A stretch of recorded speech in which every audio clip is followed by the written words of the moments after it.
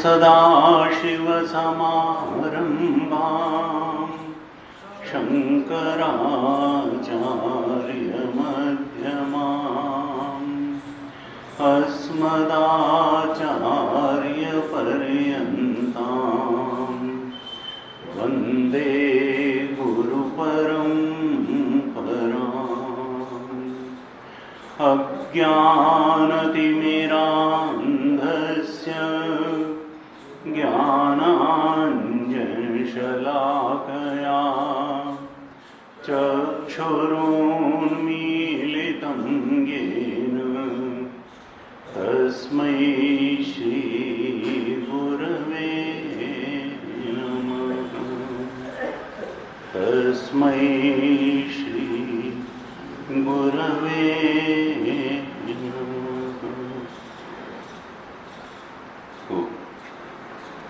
शांति मंत्र का पाठ करें।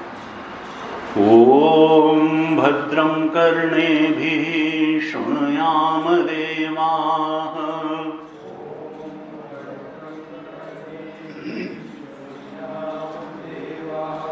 भद्रं पश्येमाक्षभिर्यजत्राः।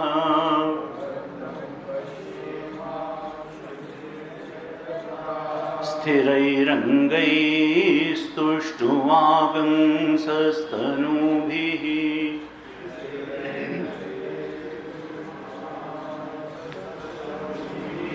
व्यशेमदेवहितं यदायुः।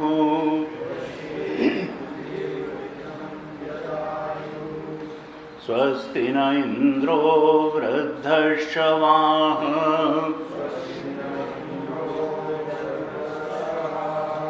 स्वस्ति नः पूषा विश्ववेदाः।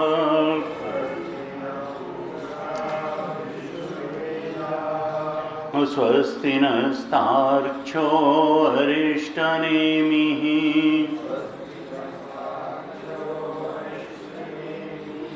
स्वस्ति नो बृहस्पतिर्दधातु। ओम शांति शांति शांति।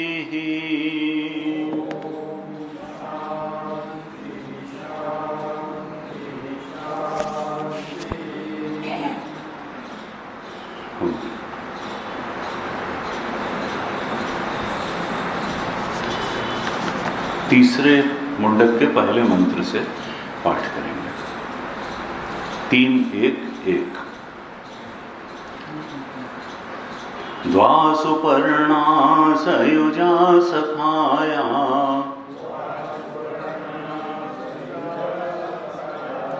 समानं वृक्षं परिषस्वजाते।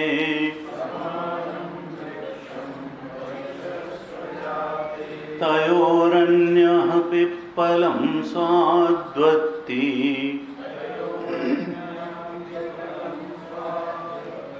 अनश्नन्नन्यो अभिचाकशीति। समाने वृक्षे पुरुषो निमग्नः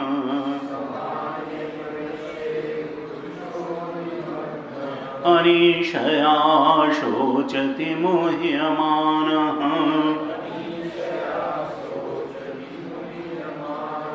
जुष्टं यदा पश्यत्यन्यमीशम्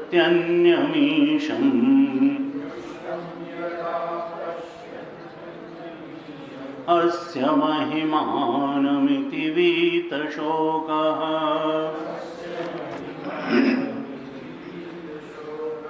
यदा पश्यते रुक्मवर्णम्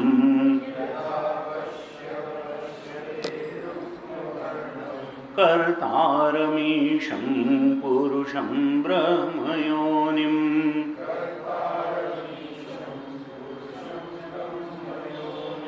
तदा विद्वान् पुण्यपापे विधूय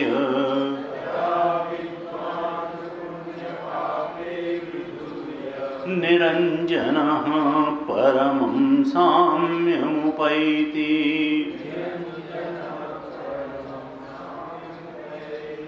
प्राणो ह्येष यः सर्वभूतैर्विभाति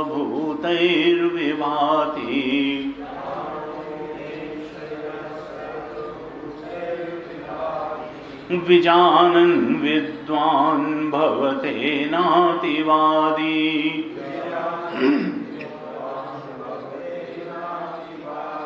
आत्मक्रीडा आत्मरतिः क्रियावान्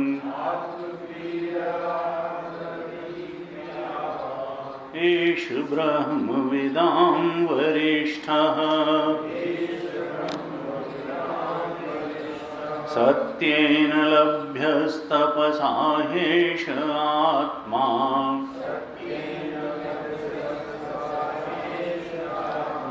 सम्यग्ज्ञानेन ब्रह्मचर्येण नित्यम्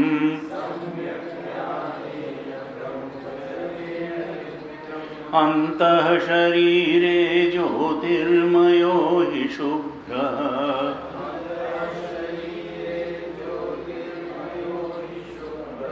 यं पश्यन्ति यतयः क्षीणदोषाः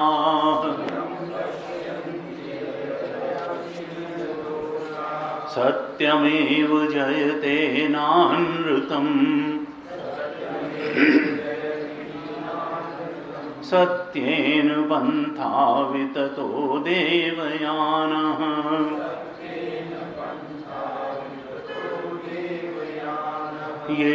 येनाक्रमन्त्य ऋषयो ह्याप्तकामाः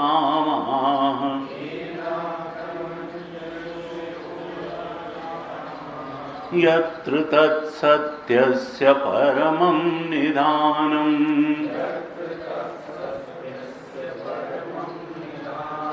बृहच्च तद्दिव्यमचिन्त्य रूपम्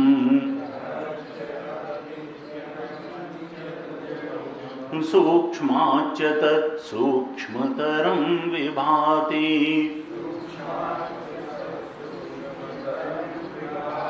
दूरात् सुदूरे तदिहान्तिके च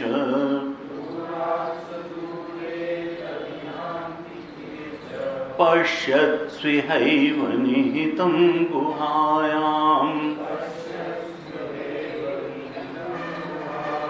न चक्षुषा गृह्यते नापि वाचा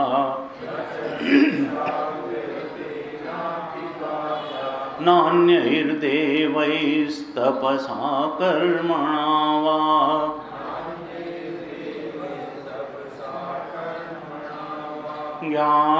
ज्ञानप्रसादेन विशुद्धसत्त्वः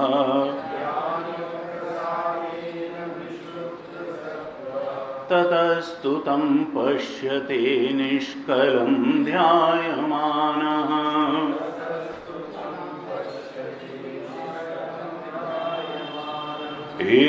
एषोऽणुरात्मा चेतसा वेदितव्यः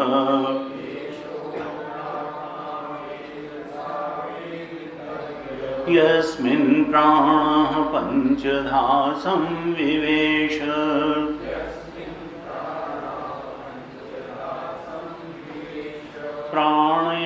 निश्चित्तं सर्वमोतं प्रजानाम्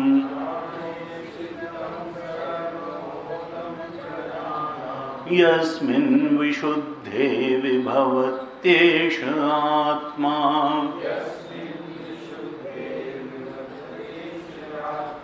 यं यं लोकं मनसा संविभाति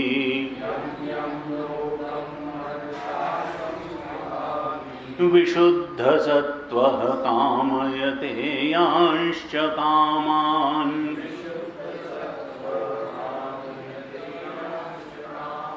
तं तं लोकं जयते तांश्च कामान्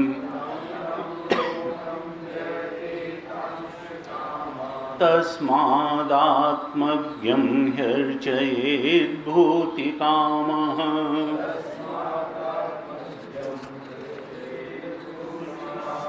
स वेदैतत्परमं ब्रह्मधामम् यत्र विश्वं निहितं भाति शुभ्रम् उपासते पुरुषं ह्यकामाः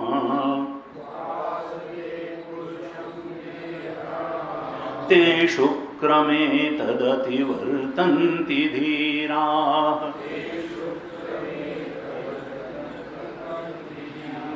कामान्यः कामयते मन्यमानः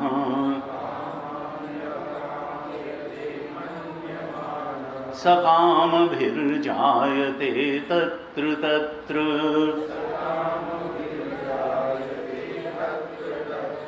पर्याप्तकामस्य कृतात्मनस्तु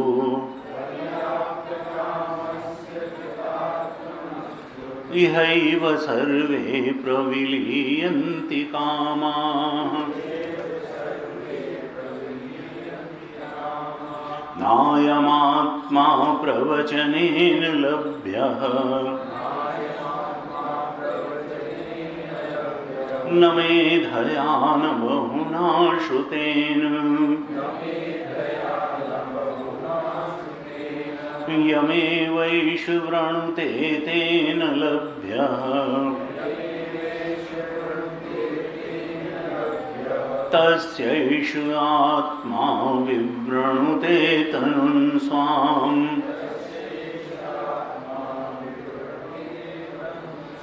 नायमात्मा बलहीनेन लभ्यः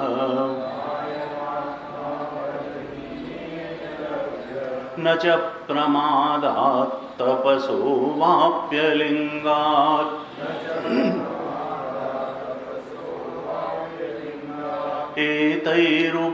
एतैरुपायैर्यतते यस्तु विद्वान्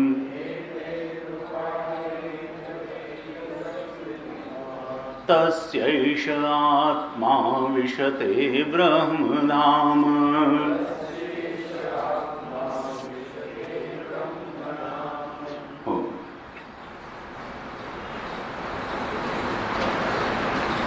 श्रुति माता का आह्वान है।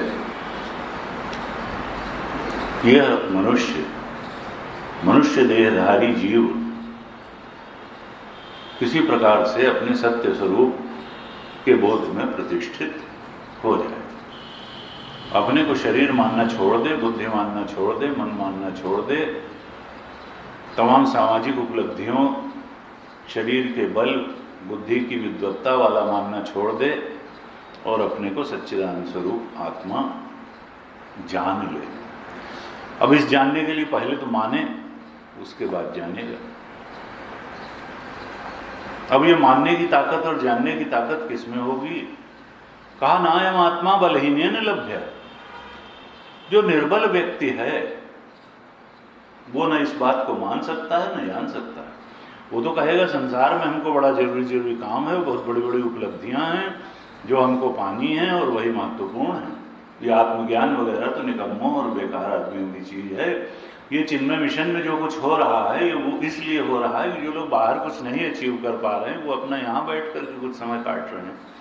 तो ऐसी कोई बात नहीं है। ये बात पहली जानने वाली बात यही है कि ये सृष्टि का सर्वोच्च कार्य है जो यहाँ हो रहा है, और यहाँ से बाहर जो भी काम हो रहा है वो इससे बहुत निम्न कोटि का हो रहा है, और उसको करने से कोई बहुत बड़ी सफलता नहीं मिलने वाली। जानने लायक पहली बात यह है, और इसको हमको बिल्कुल निष्पक्ष हो करके जान लेना चाहिए कि जीवन में इससे जरूरी कोई काम है नहीं।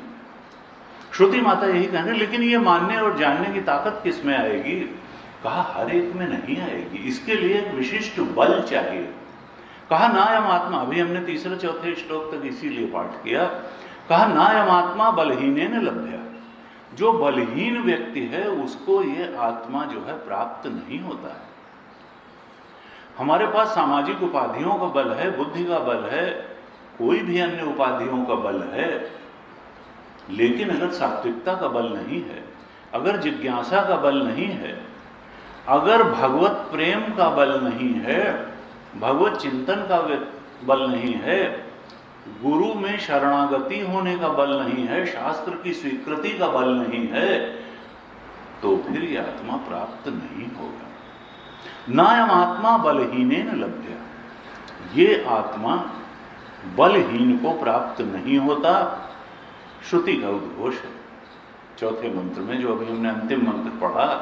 श्रुति माता कहती है नायम आत्मा बलहीनेन लभ्या, ये आत्मा बलहीन। और किस प्रकार का बल चाहिए? निश्चित रूप से जिज्ञासा का बल चाहिए, भक्ति का बल चाहिए। इसके पहले मंत्र में कहा था नायम आत्मा प्रवचनेन लभ्या, नायम आत्मा प्रवचनेन लभ्या। अगर कोई पेट भरने के लिए प्रवचन करना शुरू कर दे, बहुत से ग्रंथ पढ़ करके, तो सोचे कि वो प्रवचन करने से हमको आत्मदेव की प्राप्ति हुई, तो नहीं होगा।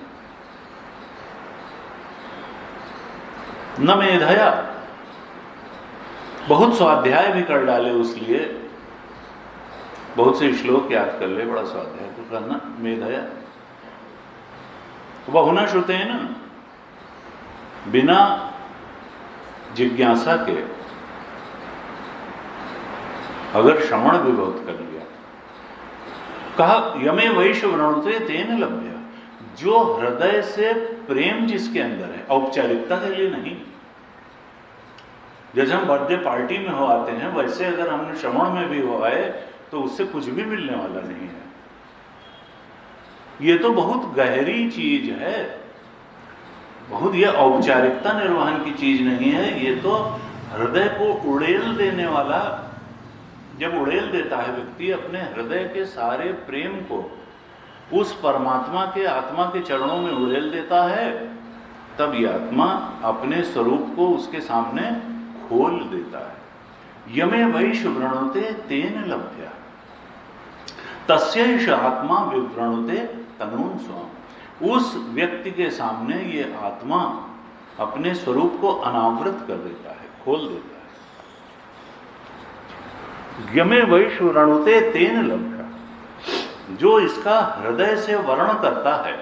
और हृदय से हम किसका वर्ण करते हैं? जिसको हम प्रेम करते हैं। तो पहली चीज तो हमको ये ध्यान में कर लेनी होगी कि हमारा वर्ण संसार का है कि भगवान का है। भगवान ने कहा कि देखो, जो पूरी तरह से मेरे शरणागत होता है, मेरा वर्ण करता है, जो पूरा पूरा मुझे अपने आप को दे देता है, उसको मैं भी दे देता हूं। आधे अधूरे वर्ण कैवल्य, शास्त्र बार बार कहता है कि वर्ण कैवल्य, मनियत सबह राम के नाते। बाकी सारे वर्ण जिनको हम समझते हैं ये बड़े शाश्वत हैं और बड़ा हमारा साथ निभाएंगे, अरे ये शरीर ही साथ निभाने वाला नहीं है, तो शरीर से जुड़ी हुई चीजें कहाँ साथ निभाएंगी? भावनाएं बदलती हैं, बुद्धि के विचार बदलते हैं, शरीर न जाने कितने बदले, शरीर के साथी संगाती जाने कितने बदले। एकमात्र शाश्वत सखा अगर है तो वो तो परमात्मा ही है। आज हम इस श्लोक पर चर्चा करेंगे, तीसरे मुंडक के पहले श्लोक पर। द्वासुपर्णा सयुजा सखाया, ये शरीर है जिस पर दो पक्षी एक साथ रहते हैं। द्वासुपर्णा सयुजा सखाया समानम रक्षम परिशस्व जाते, और वो बड़े निकट निकट रहते हैं, सन्निकट हैं, बिल्कुल सट के बैठे हुए हैं, कोई देश काल और वस्तु का भेद है ही नहीं। किस तरह से बैठे हैं? जैसे सर्प और रज्जू रहते हैं। सर्प का कोई ऐसा भाग नहीं है जहां रज्जू ना हो, जीवत्व का कोई ऐसा भाग नहीं है जहां परमात्मा ना हो। परमात्मा अधिष्ठान है तो जीवत्व अध्यास है। जहां जहां जीवत्व की अनुभूति हो रही है वहीं वहीं परमात्मा है। असल में परमात्मा ही अद्वैत है। ये सर्प तो प्रतीति मात्र है, जीवत्व तो प्रतीति मात्र है, वास्तविकता तो ईश चेतन ही है, ये जीव चेतन तो प्रतीति मात्र है, अध्यस्त है। कहा द्वा सुपर्णा सयुजा सखाया, एकदम एक जैसे लगते हैं ये दोनों पक्षी, और ये शरीर रूपी वृक्ष में ही हैं। समानम वृक्षम और परिशस्व जाति, परिशस्व अत्यंत सन्निकट हैं, कोई दूरी ही नहीं है। प्रतिमान सर्प और अधिष्ठान रज्जु में दूरी क्या है? कुछ भी नहीं है।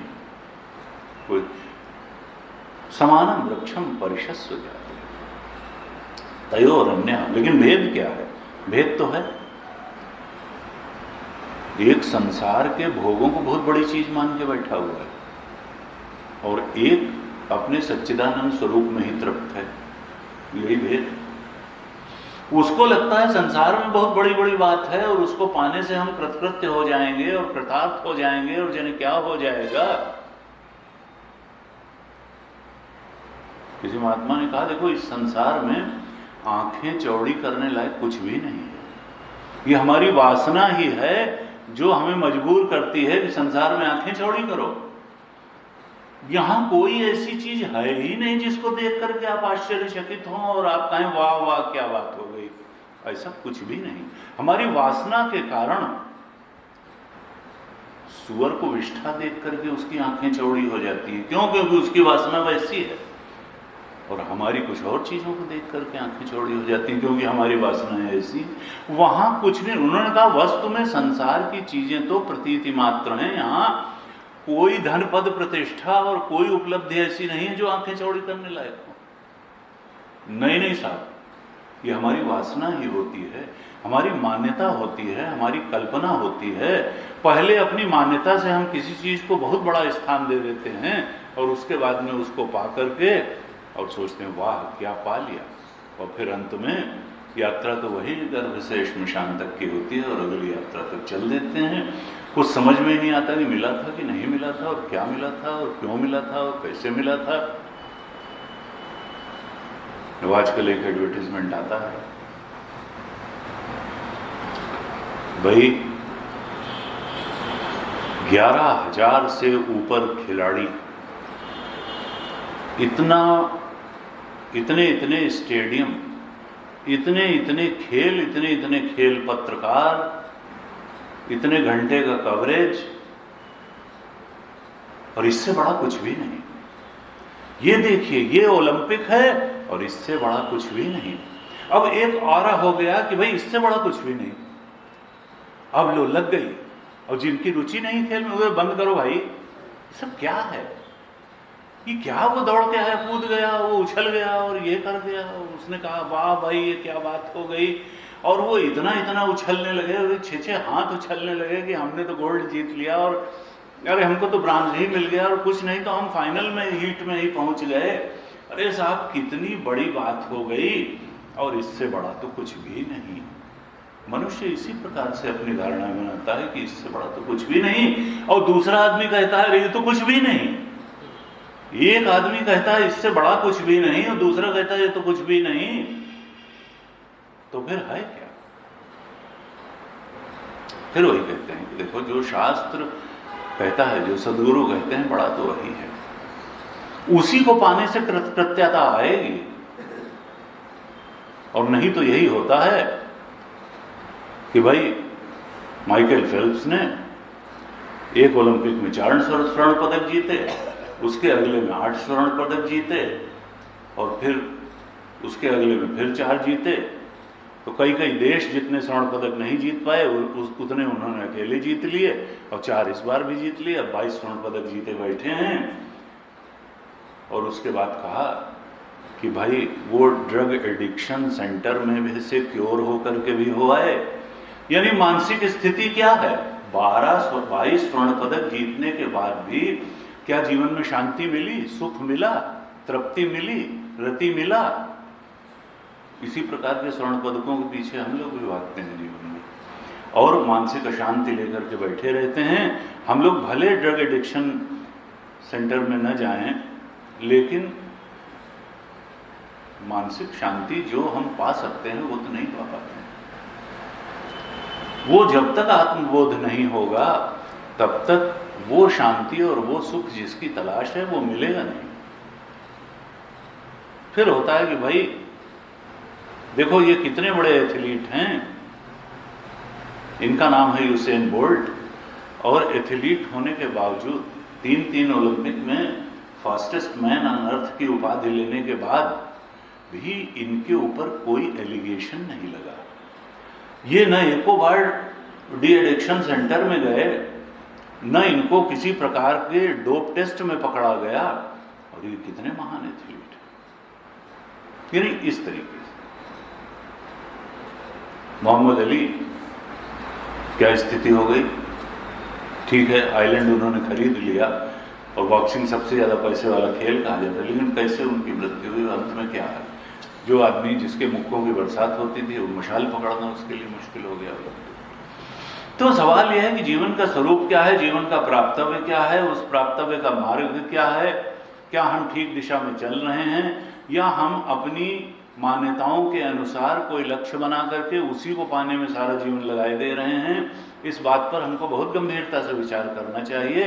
और जिन लोगों ने भी इन बातों पर गंभीरता से विचार किया, उन्होंने आध्यात्मिक लक्ष्य को ही जीवन का लक्ष्य माना। उन्होंने कहा देखो लक्ष्य तुम्हारा अंदर है, कल जैसे हमने चर्चा की थी, बंधन अंदर है और मुक्ति अंदर है। बाहर कुछ भी पा लेने से मुक्ति नहीं होने वाली है। हाँ, शरीर ठीक से चलता रहेगा और शरीर के लिए पोषण रहने की परिस्थितियां प्राप्त होती रहेंगी, लेकिन असली समस्या अंदर है और असली समाधान भी अंदर है। उस समस्या को हमको पहचानना होगा और उस समाधान के लिए प्रयास भी करना होगा।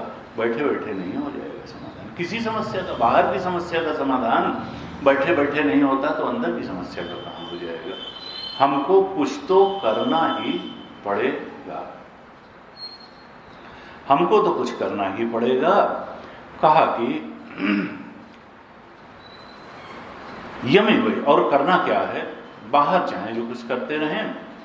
कहा यमे वही शुभ्रणते तेन लभ्य। हमको मूल बात जो करनी है वो लक्ष्य को पहचान करके उससे, और लक्ष्य है अपना ही आत्मा। यमे वही शुभ्रणते तेन लभ्य। कबीर ने कहा, और आत्मा से प्रेम करने के लिए पहले संसार को भगवत स्वरूप जान करके इससे भी प्रेम करना जरूरी है।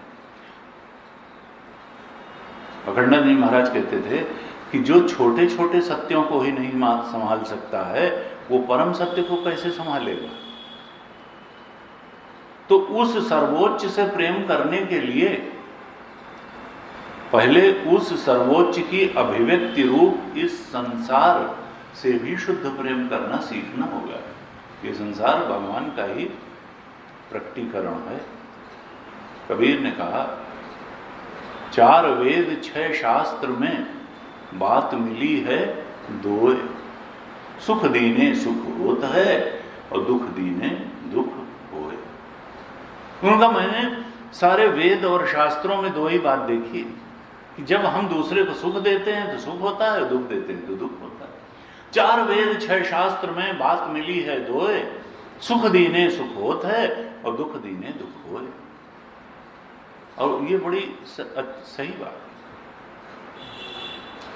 हम अगर दूसरों को, सबको सुख बांटेंगे, हमको भी सुख मिलेगा।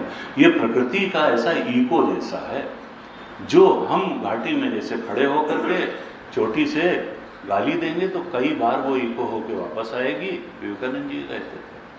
और अगर हम श्लोक का मंत्र का उच्चारण करेंगे प्रेम को, तो वो कई गुना हो करके हमारे को, हम इस संसार में जो डालते हैं वो कई गुना हो करके हमारे पास लौट आता है।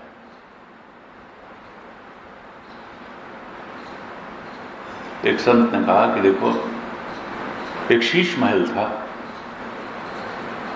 शीश महल, यहाँ जमीन भी दर्पण की, दीवारें भी दर्पण की, छत भी दर्पण की, सब तरफ ऑक्टागोनल जैसे हमारा हाल है, सब तरफ शीशे ही शीशे। और रात में उसको बंद करने के पहले एक कुत्ता उसमें घुस गया। एक कुत्ता उसमें घुस गया, उसकी स्थिति क्या हुई कि उसने देखा सामने भी कुत्ता है, इधर भी कुत्ता है, पीछे भी कुत्ता है, इधर भी कुत्ता है, कुत्ते ऊपर भी कुत्ते, नीचे भी कुत्ता है, सब कुत्ते ही कुत्ते हैं। उसने कहा अरे ये हम कहाँ आ गए, ये सब तो दूसरे के इलाके में आ गए, इस हमको नोच के काटेंगे, नोच के काट खाएंगे। गुर्राया तो सारे कुत्ते गुर्राए। उसने कहा ये तो फंस ही गए। उसने दबने से काम नहीं चलेगा, और गुर्राया, वो भी और गुर्राए। फिर वो उसने झपटा, उसने कहा तो युद्ध करना पड़ेगा। झपटा, वो भी झपटे सारे। अब ये तो परेशान हो गया, इसके नाक, आंख, नाखून सब जब झपटा तो वो तो इमेज थी, वो सब घायल हो गया। हालत ये हो गई कि रात भर युद्ध चलता रहा कुत्तों के साथ, और सवेरे जो है वो इतना लहूलुहान हो गया और परेशान हो गया और थक गया कि जब खोला गया तो मरा मिला। कहा ये संसार एक शीश महल है, ये संसार एक शीश महल है, और हम अज्ञानी जीव उसी कुत्ते की स्थिति में हैं। कहा इस शीश महल में पहला काम ये करना है कि गुर्राना बंद कर लें। ये जान लें कि हम यहां जो डालेंगे वही जो है हमको कई गुना होकर के मिलेगा। यहां सुख दीने सुख होत है, दुख दीने दुख हो। हम तो यहाँ अच्छी बात ही डालें, अच्छा व्यवहार करें, अच्छी भावना रखें, अच्छा चिंतन रखें, अच्छा अच्छा इस प्रगति में डालेंगे, सब अच्छा अच्छा मिलेगा। और अगर हम यहाँ कुत्सित विचार, कुत्सित कर्म, कुत्सित भावनाएं, दुर्गुण लेंगे तो फिर तो हमारी हालत बड़ी खराब हो जाएगी। और हम समझ नहीं पाते हैं, हमको लगता है कि हम लड़के जी, अरे भगवान से लड़के कौन जीतेगा। इस सृष्टि के कुछ नियम हैं, उनको अगर हम समझेंगे और उनका पालन करेंगे तो जीवन में सुख और शांति आएगी, और अगर नहीं करेंगे तो परेशान रहेंगे। बहुत चालाक बनने से आदमी धोखा खाता है। हमारे यहाँ कहावत है, चालाक कौवा विष्ठा खाता है। जो बहुत चालाक होता है वो विष्ठा खाता है। कौवा अपने को बहुत चालाक समझता है और उसकी निगाह विष्ठा पे रहती, गंदगी खाता है। कहा देखो, सद्गुणी बनने से ही जीवन में कुछ मिलने वाला है और कुछ होने वाला है। भगवत प्रेम, सत्य से प्रेम, सद्गुणों से प्रेम, संयम से प्रेम, यही जो है जीवन में सबसे बड़ी चीज की अनुभूति, सबसे बड़ी शांति, तृप्ति, सुख को लेकर के जीवन में आ जाता है। का देखो, ज्ञान की तलवार से अज्ञान को काट दो। तुलसी बाबा ने कहा, विरति चर्म अस ज्ञान मद, लोभ मोह रिपु मारी, जय पाये सो हरि भगति, देख खगेश विचार। काकभूषुंडी जी गरुड़ जी को उपदेश करते हुए अंत में एकदम उपदेश को कहते हैं कि देखो, वैराग्य की ढाल जीवन में होनी चाहिए। वैराग्य की ढाल नहीं होगी तो ये दुनिया आकर्षणों में लुभाने के लिए तैयार खड़ी है। तुमको ऐसी ऐसी चीजों के बारे को ग्लोरीफाई करके बता देगी जो बिल्कुल ही सन्मार्ग से हटाने वाली हैं। उनको कहेगी ये बहुत बड़ी चीज है, अचीव कर, ग्लोरीफाई करेगी। उन चीजों को ग्लोरीफाई करेगी जो दुख लाने वाली हैं जीवन में। तो कहा वैराग्य की ढाल जीवन में होनी ही चाहिए। नहीं तो फिर जब तक गलत जगह से मन हटेगा नहीं, सही जगह में लगेगा कैसे। कहा विरति चर्म वैराग्य की ढाल हो और ज्ञान की तलवार हो। विरति चर्म असि ज्ञान, असि का मतलब तलवार, ज्ञान की तलवार हो, वैराग्य की ढाल हो। और फिर ये जो लोभ मोह काम क्रोध लोभ मद आदि दुर्गुण हैं, इनको काट दो, अज्ञान को काट दो। अविद्या अस्मिता राग द्वेष अभिनिवेश जो गलत जगह लगे हुए हैं, इनको काटो। विरति चर्म असि ज्ञान मद लोभ मोह रिपु, ये शत्रु हैं मारी। जय पाई, जो ऐसा करने में समर्थ है उसी को पराभक्ति रूप वो परमात्मा प्राप्त होते हैं, सत्य की प्राप्ति होती है, सच्चिदानंद स्वरूप की प्राप्ति हो जाती है। और कहा देखो ये रिपु क्यों हैं, इनको तुम छोटी चीज मत समझना। देखो ये रिपु अंदर बैठे हुए हैं, इनको जो है तुम रिपु मानोगे तब जा करके कामेश क्रोधेश रजोगुण समुद्भव महाशनो महापात्मा विध्येन ही वैरिणम। गीता जी ने कहा इनको रिपु मानो, वैरी मानो।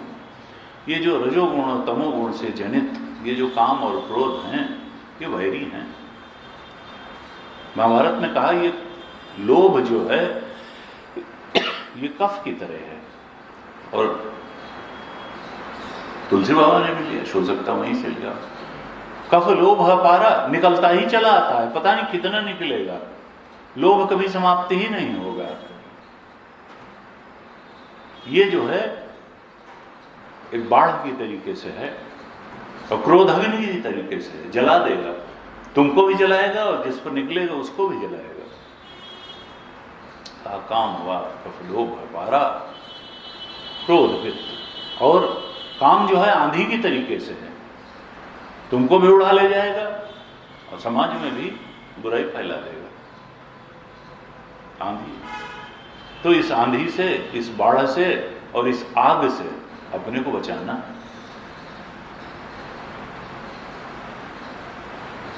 गीता जी में कहा असंग शस्त्रेण दृढ़ेन छित्वा, असंगता के शस्त्र से दृढ़ता पूर्वक इस संसार वृक्ष को काट दो, यानी राग द्वेष के वृक्ष को काट दो। गीता जी में कहा ये ज्ञान को तलवार कहा गया है।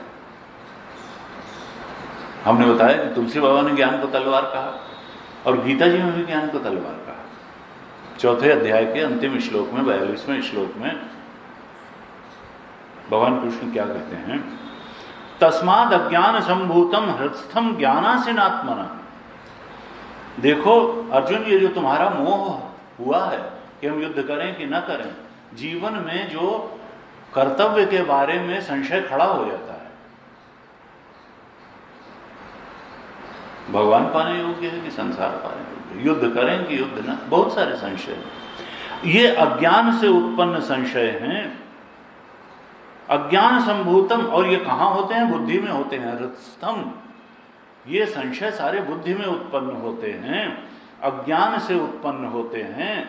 कहा तस्मात् अज्ञान संभूतम हृत्स्थम ज्ञान असिन आत्मना, जो मन में ये सब संशय आत्म विषयक संशय उत्पन्न होते हैं, इनको छित्वैनम ज्ञान असिनम, इनको काट दो ज्ञान की तलवार से। ज्ञान असिन, ज्ञान की तलवार से इनको काट दो, इन सारे संशय, ज्ञान से ही संशय जाएंगे। सद्गुरु मिले ते जाहि जिमि संशय भ्रम समुदाय। तुलसी बाबा, सद्गुरु जब मिलते हैं तो संशय और भ्रम का समुदाय कट जाता है। यही तो सद्गुरु की सत्शास्त्र की विशेषता है। सद्गुरु मिले ते जाहि जिमि संशय भ्रम समुदाय। इस ज्ञान की तलवार से इस मन में, बुद्धि में उत्पन्न होने वाले सारे संशयों को हे अर्जुन तुम काट दो ज्ञान असिन से। ज्ञान तलवार है। और क्या करो, योगम आतिष्ठ उत्तिष्ठ भारत, तुम कर्मयोग में खड़े हो, तुम ये धर्म युद्ध है, ये तुम्हारे अकेले की चीज नहीं है, ये मामा चाचा ताऊ का खेल नहीं है, ये दुखी होने की बात नहीं है, धर्म युद्ध है। धर्म और अधर्म के बीच में एक संग्राम छिड़ा हुआ है, जीवन का चरम प्राप्तव्य और छोटी छोटी बातों के बीच का संग्राम है ये। तुम सर्वोच्च कार्य, सर्वोच्च सत्य को पहचान करके उसको प्राप्त करने के लिए कमर कस के खड़े हो जाओ, और उसका प्रथम चरण है कर्मयोग। गुरुदेव जो है गीता कमेंट्री में बार बार कहते हैं कि गीता में योग शब्द का जो अर्थ है वो आत्मज्ञान और आत्मज्ञान प्राप्त करने के साधन ही है। योग शब्द से जो कहा गया है वो आत्मज्ञान और आत्मज्ञान प्राप्त करने के साधनों को ही योग शब्द से कहा गया है।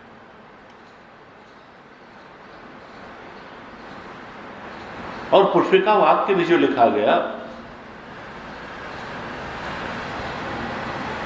तो कहा ब्रह्म विद्या योग शास्त्र, दोनों चीज आता है पुष्पिका वाक्य में। हर चैप्टर के अंत में श्री कृष्णार्जुन संवादे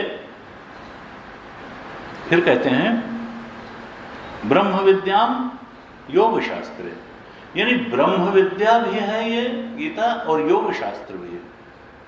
तो वहां योग शास्त्र का अर्थ मुख्य रूप से है आत्मज्ञान का साधन। ब्रह्म विद्या तो आत्मज्ञान को बिल्कुल प्राप्ति ही करा देती है, लेकिन उसके लिए जो सहकारी साधन है जिनका अभी हमने उल्लेख किया, जो बल चाहिए। और गुरु जी कहते थे देखो ये उपनिषद में, कठोपनिषद में भी ये श्लोक आया और मुंडक उपनिषद में भी आया कि नायम आत्मा प्रवचनेन लभ्य न मेधया न बहुना श्रुतेन यमे वैश्वरणते तेन लभ्य तस्यैष आत्मा। ये दोनों बार बार जो उपनिषदों में रिपीट होता है, बड़ा महत्वपूर्ण श्लोक होगा। तो कहते हैं ऐसा नहीं है कि प्रवचन व्यर्थ है और श्रवण व्यर्थ है, ये श्रुति नहीं कहना चाहती है कि प्रवचन तो बहुत बड़ी साधना है, बड़ी एकाग्रता होती है चित्त में। उस दिन मैं भागवत की कक्षा में कह रहा था कि मुझे तो अपना अनुभव ऐसा लगता है कि वृत्ति जितनी आत्माकार भगवदाकार प्रवचन में होती है उतनी तो स्वाध्याय में भी नहीं होती है, श्रवण में भी नहीं होती है। क्योंकि श्रोता को तो थोड़ा ये ऑप्शन रहता है कि कोई घर बाजार की बात सोच ले, लेकिन वक्ता अगर ये सोचने लगेगा तो वो फिर तो प्रवचन ही नहीं कर पाएगा। इसलिए तो मुझे तो लगता है सारी साधनाओं में अगर, क्योंकि सारी साधनाओं का लक्ष्य तो आत्माकार वृत्ति बनाना ही है, भगवताकार वृत्ति बनाना ही है, सत्व गुण में प्रतिष्ठित कराने वाली वृत्ति बनाना ही तो है। और ये वृत्ति सबसे एकाग्रता के साथ अगर बनती है तो प्रवचन में ही बनती है। स्वाध्याय में भी करता हूं तो कभी कभी वृत्ति इधर उधर चली जाती है स्वाध्याय करने, श्रवण भी करता हूं तो कभी कभी ऊब होने लगती है, या कभी कभी नहीं भी ऊब होती है तो कुछ जो है मन इधर उधर चला जाता है। लेकिन प्रवचन में तो 5 सेकंड के लिए भी इधर उधर नहीं जाता है, और अगर जाएगा तो फिर देखना पड़ेगा कौन सा श्लोक बोल रहे थे। कभी भी होता है कि बाहर से वो माली जो है वो निकलने लगा और वो मशीन चलाने लगा, तभी मैं कहूँ खबरदार कोई एक्टिविटी लान में नहीं होनी चाहिए, क्योंकि फिर वो चित्त को समेटना पड़ जाता है, स्वाभाविकता नहीं रह जाती। तो प्रवचन ऐसा नहीं, गुरु जी कहते थे देखो अगर वर्ण पूर्वक हो तो प्रवचन भी बहुत बड़ी साधना है। उन्होंने वर्ण की तो वर्ण पूर्वक अगर हो तो श्रवण बहुत बड़ी साधना है। श्रवण से भाई श्रवण को यही तो बताया, आत्मा वारे दृष्टव्य श्रोतव्य मंतव्य निधिध्यासितव्य। श्रवण करो, मनन करो, निधिध्यासन करो, यही तो आत्मज्ञान का। लेकिन इन दोनों को मिला करके अगर देखें तो क्या कहना चाहती है श्रुति कि वर्ण पूर्वक श्रवण करो, ऐसे ही श्रवण मत करो। आत्मज्ञान के प्रति प्रेम से भर करके उसको पाने के लिए उसको सबसे, एक बार एक सज्जन हमारे पास अभी आए तो उन्होंने कहा कि भाई ये जो है आप क्या अनुभव करते हैं भेद, पहले जब आप पूर्व आश्रम में थे और अभी। और हमने कहा भाई देखो यहाँ आने के लिए ये है कि पहले तो ये आदमी जाने कि आत्मज्ञान भी कोई बात है, आत्मज्ञान भी कोई बात है, और फिर लगा कि नहीं ये कोई बात ही नहीं है, ये बड़ी बात है, और फिर लगा ये बड़ी बात नहीं, ये बहुत बड़ी बात है। और फिर लगा कि ये सबसे बड़ी बात है, ये सबसे बड़ी बात है, इससे बड़ी कोई बात ही नहीं है।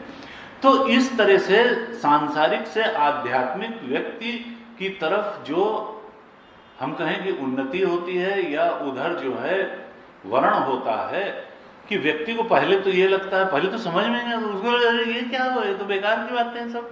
तो पहले तो लगे ये कोई बात भी है। अरे भाई, आत्मज्ञान भी इसी जीवन की कोई बात है, ये ऐसे ही कुछ चर्चा करने लायक चीजें नहीं हैं, ये कुछ काले सफेद कागज पे लिखी हुई बातें नहीं हैं। पहले तो लगे कि ये कोई बात है, और फिर धीरे से लगता है, जब आदमी श्रवण करता है कि ये थोड़ा बड़ी बात है, फिर लगता है ये बहुत बड़ी बात है, फिर लगता है ये सबसे बड़ी बात है। तो वर्ण कब पूरा हुआ? वर्ण तब पूरा हुआ जब ये लगा कि ये सबसे बड़ी बात है, इससे बड़ी कोई बात नहीं है, बाकी सब बातें इस शरीर तक हैं, शरीर तक ही रह जाएंगे। तो कहा कि ज्ञान की तलवार से अज्ञान को काट दो। छित्त्वैनम संशयम योगम आतिष्ठ उत्तिष्ठ भारत। भगवान ने कहा अज्ञान की तलवार लेकर, अज्ञान को तुम ज्ञान की तलवार लेकर के बुद्धि में उत्पन्न होने वाले सारे संशयों को अर्जुन काट दो, और ये जान लो कि क्या बड़ी बात है, क्या बहुत बड़ी बात है, और क्या सबसे बड़ी बात है। इस बात को बिल्कुल, ये इस बारे में कोई संशय मत रखो, ज्ञान की तलवार से काट दो। और फिर करोगे क्या? 5वें अध्याय के मेरे ख्याल 17वें श्लोक में, 5वें अध्याय के 17वें श्लोक में भगवान ने कहा तद्बुद्धया तदात्मानः तन्निष्ठा तत्परायण गच्छन्त्य पुनरावृत्तिम ज्ञान निर्धूत कल्मषा। वो ज्ञान तुमको कहाँ तक पहुँचा देगा? वो ज्ञान कैसे होगा? कहा तद्बुद्धया, उन्हीं परमात्मा में अपनी बुद्धि को समर्पित करो। परमात्मा का मतलब आत्मा ही है, ब्रह्म ही है। उसी ब्रह्म के श्रवण में, मनन में, निधिध्यासन में, चिंतन में अपनी बुद्धि को लगाओ। तद्बुद्धया तदात्मा, अपने मन को भी वहीं लगा दो, अपनी बुद्धि को भी वहीं लगा दो। तन्निष्ठा, उसी में निष्ठा रखो, बाकी सब मनियत समझ राम के नाते। तन्निष्ठा तत्परायण, उसी को सबसे तत्परायण, बार बार गीता जी में परायण शब्द आता है, उसका मतलब यही है कि सर्वोच्च लक्ष्य उसी को मानो, सबसे बड़ी बात उसी को मानो। तत्परायण, उससे बड़ा कोई लक्ष्य नहीं, उसके परायण हो जाओ। तब क्या होगा कि तुम ये संसरण से छूट जाओगे। ये जो पुनरपि जननम पुनरपि मरणम पुनरपि जननी जठ, ये जो संसरण है एक शरीर से दूसरे शरीर का, तो पुनरावृत्ति नहीं रह जाएगी। ये जीवात्मा न होकर के तुम अपने परमात्मा स्वरूप को जान लोगे, और अपुनरावृत्ति, ऐसी तुम्हारी स्थिति हो जाएगी जहां आना जाना नहीं है। क्यों? क्योंकि ज्ञान निर्धूत कल्मषाः, जितनी भी पाप वृत्तियां हैं, जितनी भी वासनाएं हैं, वो ज्ञानाग्नि सर्व कर्माणि भस्मसात् कुर्वते। ज्ञानाग्नि से सारे कल्मष नष्ट हो जाएंगे, सारी वासनाएं नष्ट हो जाएंगी, अज्ञान नष्ट हो जाएगा, तुम अपने आत्मस्वरूप में प्रतिष्ठित हो जाओगे, सच्चिदानंद स्वरूप में प्रतिष्ठित हो जाओगे। मुंडक उपनिषद में यही बात पहले और दूसरे मुंडक में बताई गई। पहले और दूसरे मुंडक में हम जरा सा एक्सरसाइज तौर से देख लें कि अभी तक हमने पढ़ा क्या। तो पहले मुंडक के पहले खंड में गुरु परंपरा बताई, और ये परंपरा से ही ज्ञान चल रहा है, गुरु शिष्य परंपरा से चल रहा है। अंत में शौनक महाशाला शिष्य हैं और अंगिरस गुरु हैं, उनके पास जाकर के पूछते हैं कस्मिन्नु भगवो विज्ञाते सर्वमिदं विज्ञातम भवति, कौन सा तत्व है जिसको जानने से सब कुछ जाना हुआ हो जाता है। यानी वहां गुरु शिष्य परंपरा बताई, उसका महत्व बताया, गुरुपसत्ति का महत्व बताया, और गुरु के पास जाकर के क्या प्रश्न करना चाहिए, किस प्रकार से प्रश्न करना चाहिए, ये भी बताया। तो गुरु शिष्य परंपरा बताई, गुरुपसत्ति बताई, प्रश्न क्या होना चाहिए जीवन में वो भी बताया, और फिर दो विद्याओं का उल्लेख किया, पराचा अपराचा। जितनी भी संसार में हमको सुख और समृद्धि और शांति देने वाली विद्याएं हैं, उनको अपरा विद्या के अंतर्गत रखा और आत्मज्ञान देने वाली विद्या को परा विद्या कहा। परा च अपरा च। और उसमें यह भी कह दिया कि वेदों की जो शब्द राशि है वो अपरा विद्या के ही अंतर्गत है। जो बोध है, आत्मबोध है, वही परा विद्या है। और पहले मुंडक के पहले खंड में ही अपरा विद्या 5वें मंत्र में कहा बताया कि अपरा विद्या क्या है, जिसमें कह दिया कि वेदों की शब्दराश भी अपरा विद्या में है। और फिर 6 से 9 मंत्र तक परा विद्या का उल्लेख कर दिया।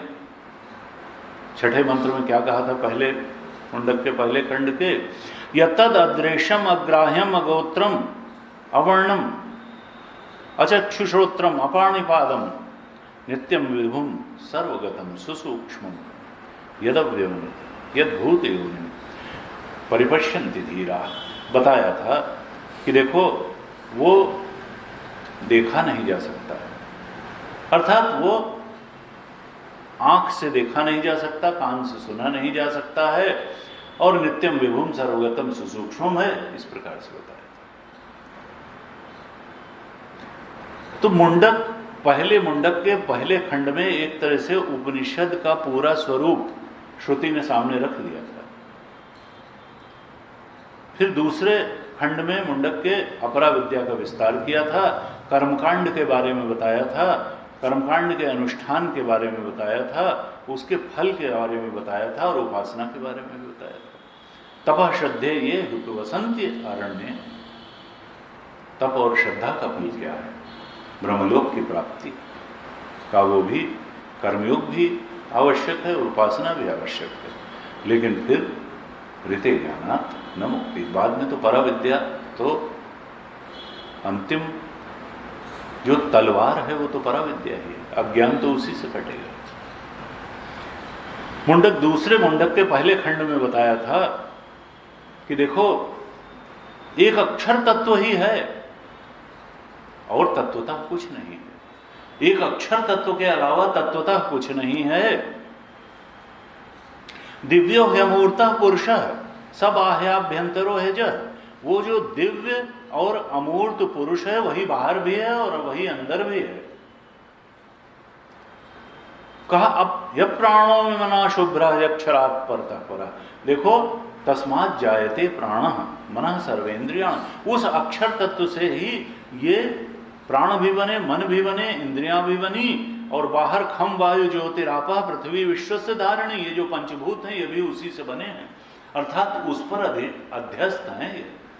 एक तत्वतः तो अक्षर तत्व आत्म तत्व ही है, बाकी चाहे जिसको हम अंदर कहते हैं मन प्राण बुद्धि, वो भी उस पर अध्यस्त हैं, उसी से बने हैं, और बाहर पंचभूत और पंचभूत से बनी जो ये सृष्टि है ये भी उसी से बनी है। अब दूसरे मुंडक के पहले खंड के अंतिम श्लोक 10वें श्लोक में फिर निगमन कर दिया था कि पुरुष एव इदम विश्वम, ये सारा विश्व पुरुष ही है, वो आत्मदेव ही है, वो ब्रह्म तत्व ही है। पुरुष एव इदगम विश्वम, ये निगमन कर दिया। पुरुष के अलावा यहाँ वास्तव में तत्वतः कुछ है नहीं, एक अक्षर तत्व ही है। इस तरह से पराविद्या का विस्तार कर दिया था। और दूसरे मुंडक के दूसरे खंड में, जिसको अभी हमने समाप्त किया है, वहाँ मुख्य रूप से योग की साधना बताई थी कि उस अक्षर तत्व को, उस पुरुष को जाना कैसे जाए। तो ध्यान की साधना बताई थी। कहा था धनुर्ग्रहीत्वोपनिषदम महास्त्रम, देखो ये उपनिषद रूप महान अस्त्र को, धनुष को ग्रहण करो, ओंकार के आलंबन से उसका ध्यान करो। प्रणवो धनु शरो ह्यात्मा ब्रह्म तल्लक्ष्यम उच्यते, ये जो प्रणव है, ओंकार है, वही धनुष है, और ये जो मन है ये बाण है, और लक्ष्य ब्रह्म है। शर्वत तन्मयो भय, चलाओ जोर जोर से, आयम में कान तक खींच करके इसको चलाओ। हमने चर्चा की थी, कान तक खींचने का मतलब क्या है कि इंद्रियों को इनके विषयों से पूरी तरह से खींच लो, तब खींच करके और ब्रह्म रूपी लक्ष्य पर छोड़ दो। ऐसे छोड़ो कि एक में एक हो जाए। शर्वतन, जैसे शर बाण अपने लक्ष्य से एक में एक हो जाता है, ऐसे ही तुम्हारा लक्ष्य, तुम्हारा मन उस ब्रह्म रूपी लक्ष्य से एक में एक हो जाए। लेकिन ये कब होगा? जब आयम खींचोगे। और उपासना निशितम, उपासना से इस मन रूपी बाण की धार को तीक्ष्ण कर लो। मन रूपी बाण की धार को उपासना से तीक्ष्ण बना लो और इंद्रिय संयम रूपी धनुष की डोर को कान तक खींच करके ब्रह्म लक्ष्य में छोड़ दो। तो ये शर्वत तन्मय। इस प्रकार से योग की साधना दूसरे मुंडक के दूसरे खंड में बताई थी और बार बार कहा था, ध्यान करने के लिए बार बार कहा था और कहा था लक्ष्य के वेद को करो और थोड़ा प्रेरणा भी दी थी। कहा तमे वैकम जानत आत्मानम अन्यवाचो विमुंचत अमृतस्य एष सेतु। कहा था कि उस एक को ही जानो। तम एव एकम जानत आत्मानम, वो आत्मा ही जानने योग्य है, उसको अवश्य जानो। और अगर दूसरी सब चीजों को छोड़ना भी पड़े तो छोड़ दो, डरो मत। तम एव एकम जानत आत्मानम अन्यवाचो विमुंचत। क्यों? क्योंकि अमृतस्य एष सेतु, यही अमृत का सेतु है। बाकी सब तुमको मरण धर्मा बनाए रहेंगे, ये आत्मा को जानना ही अमृत का सेतु है। अंत में दूसरे मुंडक में जो अभी हमने दूसरा खंड खत्म किया, वहां पर कहा था कि ये जो है ज्योतिष स्वरूप है, तच्छुभ्रम ज्योतिषाम ज्योति, ये तो ज्योतियों का भी ज्योति है, इससे बड़ी कोई ज्योति नहीं। असल में यही स्वयं ज्योतित है, स्वयं प्रकाशमान तो यही है। बाकी सब पर प्रकाश हैं, चाहे सूर्य हो, चाहे चंद्र हो, चाहे तारे हो, चाहे अग्नि हो, चाहे नेत्र ज्योति हो, चाहे मन ज्योति हो, चाहे बुद्धि ज्योति हो, ये सारी ज्योतियां उस आत्मा की ज्योति से ही ज्योतित हैं। स्वयं ज्योति वही है, स्वयं प्रकाश वही है, स्वयं चेतन वही है। बाकी सब पर प्रकाशित हैं, उसके चेतन से चेतनवान है। ये हमारा शरीर उसकी चेतना से चेतनवान लगता है, बुद्धि उसकी चेतना से चेतनवान लगती है, इंद्रियां उसकी चेतना से चेतनवान लगती हैं। कहा तच्छुभ्रम ज्योतिषाम ज्योति, परम शुद्ध और परम ज्योति तो वही है। और फिर जो अभी अंतिम मंत्र हमने पिछली कक्षा में कहा था, कहा ब्रह्म एव इदम विश्वम, ये सारा विश्व ब्रह्म ही है और ब्रह्म के अलावा कुछ नहीं है। इस प्रकार से दो मुंडकों में एक प्रकार से श्रुति ने सारी बात तो कह दी, प्रेरित भी कर दिया, साधन भी बता दिया, साध्य भी बता दिया, प्रेरणा भी दे दी, डरा भी दिया, सब तो कर दिया। तो फिर अब बचा क्या जो अभी तीसरा मुंडक बाकी है? कहा देखो, भाष्यकार ने भी तीसरे मुंडक के पहले उसमें जब भाष्य लिखा तो कहा कि असल में अभी ज्ञान की और ज्ञानी की महिमा का वर्णन बाकी था।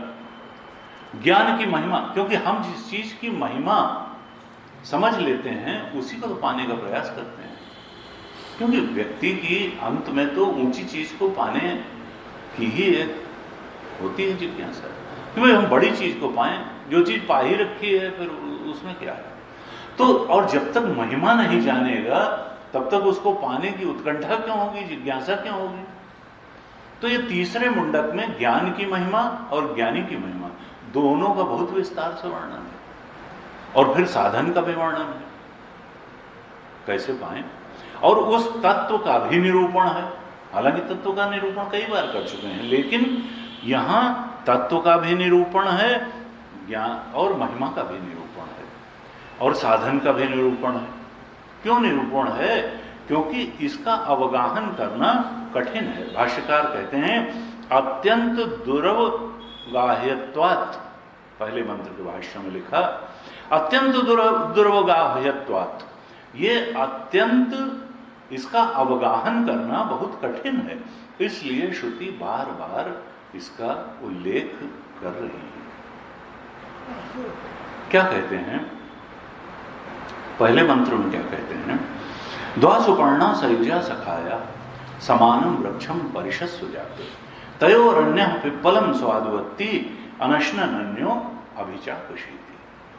द्वासुपर्णा सयुजा सखाया, दो सुंदर पंखों वाले पक्षी हैं जो साथ साथ रहते हैं और उनका सखा रूप संबंध है, स्निग्ध संबंध है। मित्र का संबंध क्या होता है? स्निग्ध संबंध है, प्रेम का संबंध है। और मित्र का संबंध क्या होता है? सलाह देता है मित्र। बॉस और सबऑर्डिनेट का संबंध थोड़ा होता है मित्र का, कि भाई जो बता दिया है वो करो, नहीं करोगे तो एक्शन ले लेंगे, नहीं करोगे तो एक्शन ले लेंगे और दंडित कर देंगे। ये संबंध मित्र का थोड़ा होता है। मित्र का संबंध क्या होता है कि सलाह दे दी, मान लो तो ठीक है, और नहीं मान लोगे तो भी भाई कोई बात नहीं है, क्या हम तुम्हारे ऊपर कोई एक्शन थोड़ा लेंगे, न निकाल बात करेंगे। हाँ, मान लोगे तो तुम्हारा भला होगा, और नहीं मान लोगे तो फिर अपना भाई जैसे करोगे। कर्म प्रधान विश्व रच रखा, जो जिसका जैसे तो फल चाहता है। फिर खराब काम का खराब नतीजा, अच्छे काम का अच्छा नतीजा। तो यहां कहा भगवान जो हैं ये ईश चेतन और जीव चेतन दोनों इस शरीर रूपी वृक्ष में एक साथ रह रहे हैं, सर्वदा साथ साथ रह रहे हैं, सुंदर पंखों वाले हैं दोनों, यानी दोनों एक जैसे हैं, दोनों सच्चिदानंद स्वरूप हैं। स्वरूपतः दोनों में भिन्नता नहीं है, जैसा जीव का स्वरूप वैसा ही ईश का स्वरूप। और मित्र हैं दोनों, सखा हैं। अर्थात क्या है कि हमारे आत्मदेव वो ईश्वर सर्वभूतानां हृदयेषु अर्जुन तिष्ठति, वो जो हमारा ही जो मूल स्वरूप है ईश चेतन आत्मदेव बैठे हुए हैं, मित्र के रूप में बैठे हुए हैं, लेकिन मित्रवत सलाह ही देते हैं कि देखो ये काम गलत है, इसको मत करो, ये काम श्रेष्ठ है, इसको कर लो, देखो इसको करने से हमको खुशी होगी और इसको करने से तो भाई हमारी बनेगी नहीं तुम्हारी, लेकिन फिर भी हम छोड़ के नहीं जाएंगे, क्योंकि हम ब्रह्मजीव सम सहज संघाती, हम तो सहज संघाती हैं, हमेशा तुम्हारे साथ रहे हैं और रहेंगे। लेकिन सखा रूप में वो सलाह जरूर देते हैं, लेकिन दंडित नहीं करते हैं। जब तुम गलत काम कर देते हो या अच्छा काम भी कर देते हो तो कर्म फलदाता के रूप में वो दंडाधिकारी के रूप में फिर निर्णय करके फल देते हैं, तब बुरे काम का बुरा नतीजा। यहां हृदय में बैठा हुआ जो आत्मा है वो तो मित्रवत सलाह ही देता है कि भाई ये मत करो और ये करो। बाहर जब वो सृष्टि नियंता के रूप में दंडाधिकारी के रूप में बैठता है तब वो कोई सलाह वाला नहीं देता है, तब वो स्वरूप जो परमात्मा का है वो तो तुम्हारे कर्मों के अनुसार भोग देने का है। अधर्म का काम किया होगा तो दुख रूप में उसके परिणाम जरूर मिलेगा, और धर्म का काम किया होगा तो पुण्य कर्म के रूप में फिर सुख का परिणाम आएगा। कहा यहां पर क्या है, सखा है, अंदर बैठे मित्र। हमारे मित्र वही है जिससे हर बात की जा सके, अच्छी बात बुरी बात सब, जिससे कोई बात छुपी ना हो, वही तो मित्र है। वो हमारी सारी पोल जानता है, अच्छी बात भी जानता है, बुरी बात भी जानता है और सलाह भी देता है, लेकिन रोकता नहीं है। ये कोई खड़ी नहीं करता है बाधा। तुमने कहा नहीं हम ये करेंगे ही, अब तुम्हारी सलाह हमने सुन ली लेकिन हम करेंगे यही, तो वो कहता करो करो तुम। और शास्त्र ये कहता है मनुष्य योनि में ही ये संभव है, बाकी जगह बैरियर लगे हुए हैं, नहीं कर सकते, रिफ्लेक्सेस हैं। पशु न एक सीमा से ज्यादा अनैतिक हो सकता है, न नैतिक हो सकता है, न उसके कर्मों पे नैतिक निर्णय दिया जा सकता है, क्योंकि वहां फ्री विल नहीं है, संकल्प की स्वतंत्रता नहीं है, और इसीलिए मनुष्य योनि ही कर्म योनि है, बाकी सब योनियां भोग योनियां हैं, क्योंकि यहाँ संकल्प की स्वतंत्रता है। वो सयुजा सखाया, वो ईश चेतन, वो आत्मदेव बैठे हुए अगर हमको गलत काम करने से मना करें तो भी हम गलत काम करने में सक्षम हैं और अच्छा काम करने में भी सक्षम है, उसकी सलाह मानने में भी सक्षम है। कहा इसीलिए ये कर्म योनि है। क्यों? क्योंकि हम जैसे चाहें वैसे करें, हम अच्छा भी कर सकते हैं, हम बुरा भी कर सकते हैं, हम सामान्य भी कर सकते हैं, हम कर सकते हैं, हम नहीं कर सकते हैं। कहा हमको कर्म करने का अधिकार है, संकल्प की स्वतंत्रता है, हम सत्कर्म भी कर सकते हैं, हम दुष्कर्म भी कर सकते हैं, हम निष्काम कर्म भी कर सकते हैं, हम उपासना का कर्म भी कर सकते हैं और हम श्रवण मनन निधिध्यासन भी कर सकते हैं। इस प्रकार से संकल्प की पूरी स्वतंत्रता होने के कारण ही हम कर्म योनि हैं, मनुष्य योनि, हम केवल भोग योनि नहीं हैं। और यही विकास का आधार भी है। इसीलिए मनुष्य ही देवत्व की और ब्रह्मत्व की प्राप्ति भी कर सकता है, अन्य योनियों में अपने आत्मस्वरूप का ज्ञान भी संभव नहीं है।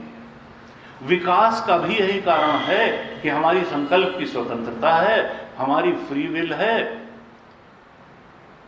और ये फ्री विल के नाते ही हम भगवान की आज्ञा को मान भी सकते हैं, हम नहीं भी मान सकते। उस ईश चेतन जो सरिया सिखाया है उसकी सलाह हम मान भी सकते हैं, और वो भगवान भी हमको रोकते नहीं है कि नहीं हमारी सलाह मानो ही, क्योंकि विकास का स्रोत यही है, संकल्प की स्वतंत्रता। ये अधिकार मनुष्य को मिला हुआ है, संकल्प की स्वतंत्रता का, कर्म का अधिकार मिला है। वो जितना चाहे उतना गिर सकता है, जितना चाहे उतना उठ सकता है, विकसित हो सकता है, वो दौड़ भी सकता है, वो धीरे भी चल सकता है और ब्रह्मनिष्ठ भी हो सकता है। यही तो उसकी विशेषता है। पुरंजनोपाख्यान आता है भागवत में, उसमें कहा कि उस पुरंजन का एक अविज्ञात सखा है। बिल्कुल यही जैसे इसी उपनिषद के मंत्र को पूरे कथानक के रूप में वहां रख दिया। जीव का प्रतीक है पुरंजन, एक राजा है, पुरंजन राजा है और वो अपनी पत्नी के प्रति बहुत ज्यादा आसक्त है। वो जब रोती है तो रोता है, जब हंसती है तो हंसता है, जब चलती है तो चलता है, जब नाचती है तो नाचता है, जब रोती है तो रोता है। इतना आसक्त है। ऐसे लंबी कथा चलती है और बाद में जब उसका प्रतीक अर्थ आता है, वो आख्यायिका है कि ये बुद्धि, उसकी पत्नी जो पुरंजनी है वो कौन है? वो बुद्धि है। और ये पुरंजन कौन है? ये जीवात्मा है। जीव ही पुरंजन है और बुद्धि ही पुरंजनी है। ये बुद्धि से इतना आसक्त है कि ये बुद्धि सुखी होती है तो सुखी होता है, दुखी होती है तो दुखी होता है, हर्षित होती है तो हर्षित होता है, शोकग्रस्त होती है तो शोकग्रस्त होता है। कहा भाई ये कहाँ आसक्त पड़े हो? ये उपाधि है। उपाधि से आसक्ति को हटा करके अगर आत्मदेव का वर्णन करो तब, और वो आत्मदेव कौन है? वो अंत में फिर वो स्त्री बन जाते हैं अगले शरीर। कहते हैं जिसका स्मरण करते हुए देह छूटता है वही अगले जन्म में देह प्राप्त होता है। तो वो स्त्री का ही स्मरण करते हुए मिले तो अगले जन्म में वो स्त्री बन गए। स्त्री बन गए, फिर उनका विवाह हो गया। फिर विवाह हो गया तो बड़ा प्रतापी राजा था, वो मर गया। तो वो इतना रोने लगे कि अरे अब क्या होगा, बहुत रोने लगे, ऐसे बहुत रोने लगे। तब उनका अविज्ञात सखा आता है। अविज्ञात सखा कहता है कि देखो तुम भूल गए हो, तुम पूर्व जन्म में पुरुष थे, तब तुम अपनी पत्नी से आ सकते, अब तुम स्त्री बन गए, तुम अपने पति में आ सकते हो। अरे तुम रोते ही रहोगे क्या? मैं तुम्हारा अविज्ञात सखा हूं, देखो आत्मा सत्य है और तुम उसको आत्मज्ञान का उपदेश करता है। तो वो अविज्ञात सखा है। यही अविज्ञात सखा है जो असल में द्वा सुपर्णा सयुजा सखाया, जो हमारे अंदर ही हमारे सखा के रूप में बैठे हैं। समानम वृक्षम, इसी शरीर में, दूसरे में नहीं। ये शरीर को वृक्ष कहा। शरीर को वृक्ष क्यों कहा? समानम वृक्षम, यही इस चेतन, यही आत्मदेव भी हैं, यही शुद्ध आत्मा भी है और यही जीवात्मा भी है। कहा समानम वृक्षम, एक ही शरीर में हैं दोनों। वृक्ष क्यों कहा? क्योंकि देखो वृक्ष जो है जीवात्मा और परमात्मा की जो रूपक यहां दिया है उसमें जीवात्मा और परमात्मा की उपमा पक्षी से दी और शरीर की उपमा वृक्ष से दी। ऐसा क्यों कहा? क्योंकि वृक्ष जो है वृक्षणात् वृक्ष, जिसको काटा जाए उसको वृक्ष कहते हैं। फसल तो वर्षानुवर्षी होती, 3 महीने में धान की फसल कट के उसको न भी काटो तो अपने आप नष्ट हो जाएगी। लेकिन वृक्ष तो लगातार रहेगा, वही फल देता रहेगा, वर्षा नहीं, वो तो पेरेनियल है। इसी तरीके से ये शरीर और शरीर का जो धारण करने का जो स्रोत है कर्म, उसको अगर काटा नहीं गया तो ये शरीर कभी नष्ट हो, एक शरीर तो नष्ट होगा लेकिन ये शरीर पे शरीर चलते जाएंगे, ये शरीर का क्रम कभी नष्ट नहीं होगा। कहा ये जो है, और इस शरीर में भी अगर एक शरीर की ही बात ली जाए तो शरीर तो नष्ट हो जाएगा। शरीर नष्ट हो जाएगा तो वृक्ष जैसे नष्ट हो जाता है तो क्या पक्षी थोड़ा नष्ट हो जाता है? पक्षी उड़ के दूसरे वृक्ष में बैठ जाएगा। इसलिए कहा कि ये शरीर तो है, ये वृक्ष है और इसमें रहने वाले जीवात्मा और परमात्मा दो पक्षी हैं। क्योंकि वृक्षनाथ, ये वृक्ष जो है ये कटने से पक्षी नहीं कट जाता है। ये उपनिषद बता रहा है कि देखो ये मत समझना कि तुम नष्ट हो जाओगे ये शरीर नष्ट होने से। ये शरीर वृक्ष है लेकिन जो जीव चेतन है और परमात्मा चेतन है वो पक्षी रूप है। वो पक्षी जो है उड़ करके अगले शरीर, अगले दूसरे वृक्ष पे बैठने वाला है। तो इसलिए ये जीव चेतन और ईश चेतन की उपमा पक्षी से दी गई। तुम तो इसको एक में करके मानते हो, जैसे कि ये जीव शरीर रहेगा तो चेतन रहेगा और शरीर नहीं रहेगा तो चेतन नष्ट हो जाएगा। उनका ऐसा कुछ नहीं, चेतन तो पक्षी रूप है और ये शरीर जो है वृक्ष रूप है। वृक्ष कटने में पक्षी थोड़ा मर जाता है। वृक्ष से पक्षी तो बैठा जरूर है, वहां से पोषण जरूर ले रहा है। उसके पिप्पलम स्वादवत्ती, उसके माध्यम से भोगायतन जो ये शरीर है उसके माध्यम से वो उस वृक्ष के इंद्रियों के माध्यम से और मन के माध्यम से स्वाद ले लेके इस संसार के फलों को खा जरूर रहा है। पिप्पलम स्वादवत्ती तयोर अन्य पिप्पलम स्वादवत्ती। एक जो जीव चेतन है वो खूब रस ले करके संसार वृक्ष, ये जो वृक्ष है शरीर वृक्ष, इसमें इसके फल जो लग रहे हैं इसमें खूब स्वाद ले लेकर के खा रहा है, विषय भोग में पड़ा हुआ है। जीव चेतन क्या है कि विषय रूपी फलों को खा कर, पिप्पलम, ये जैसे पीपल के इसके मीठे मीठे फलों को खूब खा रहा है। पिप्पलम स्वादवत्ती, अति मन खा रहा है, पूरे स्वाद से खा रहा है। लेकिन दूसरा पक्षी क्या है? दृष्टा पक्षी, ईश चेतन, अनशनन अन्यो अभिचाकशित, वो तो कुछ खा ही नहीं रहा, वो भोग नहीं है, वो भोक्ता पक्षी नहीं है, वो दृष्टा पक्षी है, वो तो ईश चेतन है। वो क्यों खाएगा? खाया जाता है आनंद पाने के लिए, और वो तो सच्चिदानंद स्वरूप है, वो तो अपने आनंद में परिपूर्ण है। कहा अनशनन अन्यो, वो तो खाता ही नहीं है दूसरा पक्षी, वो केवल दृष्टा पक्षी है। तो दो पक्षियों की बात बताई, एक भोक्ता पक्षी बताया और एक दृष्टा पक्षी बताया। ये दोनों पक्षी हमारे ही अंदर हैं। कहा देखो ये दोनों एक दूसरे परिशस्व जाते, अत्यंत निकट हैं। अत्यंत निकट का मतलब क्या है कि जहां जीव भाव है वहीं ब्रह्म भाव भी है। जीव से अलग ब्रह्म कुछ नहीं है। भगवान शंकराचार्य ने इसी को तो समेट दिया कि ब्रह्म सत्यम जगन मिथ्या, जीवो ब्रह्म ना परा, ये जीव ही ब्रह्म है। कहा परिशस्व अत्यंत निकट हैं, जहां जीव भाव हमें अनुभव में आ रहा है असल में वही ब्रह्म भाव है। जिसको हम जीव चेतन के रूप में अनुभव करते हैं असल में वहां ब्रह्म चेतन ही है। सखाया, कभी एक दूसरे का साथ नहीं छोड़ते। भाई परमात्मा तो कभी जीवात्मा को छोड़ता ही नहीं है और जीवात्मा कभी परमात्मा को छोड़ सकता नहीं है, क्योंकि जीवात्मा तो प्रतिबिंब रूप है। अगर बिंब को छोड़ देगा तो प्रतिबिंब कहां रहेगा? अगर हम शीशे के सामने से हट जाएं तो प्रतिबिंब कहां जाएगा? तो परमात्मा को छोड़ करके जीवात्मा रहे ही नहीं, जीवात्मा को कोई अस्तित्व ही नहीं रहेगा परमात्मा के बिना। प्रतिबिंब का बिंब के बिना कोई अस्तित्व नहीं होता है। इसलिए जीवात्मा तो परमात्मा को कभी छोड़ ही नहीं सकता और परमात्मा जीवात्मा को कभी छोड़ता नहीं है। जहां जीव बोध है वहीं पर ब्रह्म भाव सिद्ध होगा। उसी सत्ता में जहां सर्प प्रत्यय है वहीं रज्जु प्रत्यय है। का देखो ये जो है समानम वृक्षम परिशस्व जाते, कहा वृक्ष और शरीर दोनों का उच्छेद हो जाता है, दोनों कट जाते हैं, लेकिन ये जीव चेतन और ईश चेतन दोनों रहते हैं, शाश्वत रहते हैं। तुलसी बाबा ने कहा कि देखो, हमारा ये ब्रह्म स्वरूप, वो ईश चेतन, वो परमात्मा, वो हृदय निवासी हमारे अंदर है। हमारा ब्रह्म स्वरूप हमको कभी छोड़ के गया नहीं, लेकिन हम उसको बुद्धि में आसक्त, पुरंजन की तरीके से पुरंजनी में आसक्त होकर के, बुद्धि में आसक्त होकर के उसी को अपना स्वरूप मान लेते हैं, और जो सच्चिदानंद स्वरूप है उससे वंचित हो जाते हैं।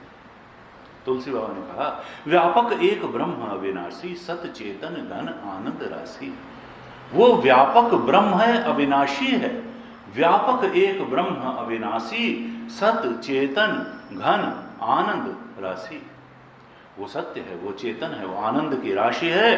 कहा, असप्रभ हृदय अछत अविकारी। ऐसा जो परमात्मा है, राम जी हैं, प्रभु हैं, वो हमारे हृदय में अक्षय रूप से रह रहे हैं, सदा से रह रहे हैं, और वो कभी किसी विकार को प्राप्त नहीं। वो अविनाशी हैं और सदा संघाती हैं। और फिर भी स्थिति क्या है? असप्रभु हृदय अछत अविकारी, सकल जीव जग दीन दुखारी। कहा, ये सारे लोग फिर दुख की बात क्यों कर रहे हैं? ऐसा जब ब्रह्म स्वरूप हमारा स्वरूप है, असप्रभु हृदय अछत अविकारी, तो सकल जीव जग दीन दुखारी। ये मनुष्य के जीवन में दुख क्यों? कहा, इसलिए है कि वो उसकी पूजा न करके संसार पूजा में पड़ा हुआ है। वो पुरंजनी में आ सकता है बजाय परमात्मा के।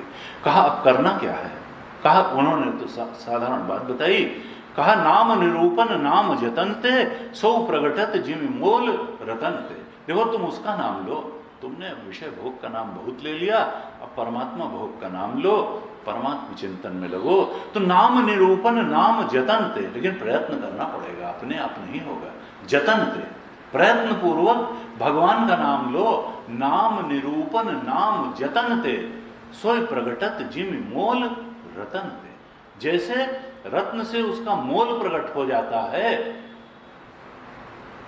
लेकिन जौहरी ही उसका मोल प्रकट करता है। जैसे वैसे ही जब नाम निरूपण नाम जतनते, सदगुरु की शरण में जाओगे, आत्म तत्व के बारे में श्रवण करोगे, मनन करोगे, निध्यासन करोगे, तो जैसे वो ब्रह्म तत्व जिस पर अभी काई लगी हुई है, जमा हुआ है, वो अपने मूल्य को प्रकट कर देगा, अपने सच्चिदानंद स्वरूप को प्रकट कर देगा। परमात्मा करे हम सब लोग ऊपर उनकी कृपा बरसे और हमारे हृदय की काई थोड़ी छांटे और उधर का प्रकाश है। ओम पूर्णमदः पूर्णमिदं पूर्णात् पूर्णमुदच्यते पूर्णस्य पूर्णमादाय पूर्णमेवावशिष्यते। ओम शांति शांति शांति। हरि ओम। श्री गुरुभ्यो नमः। हरि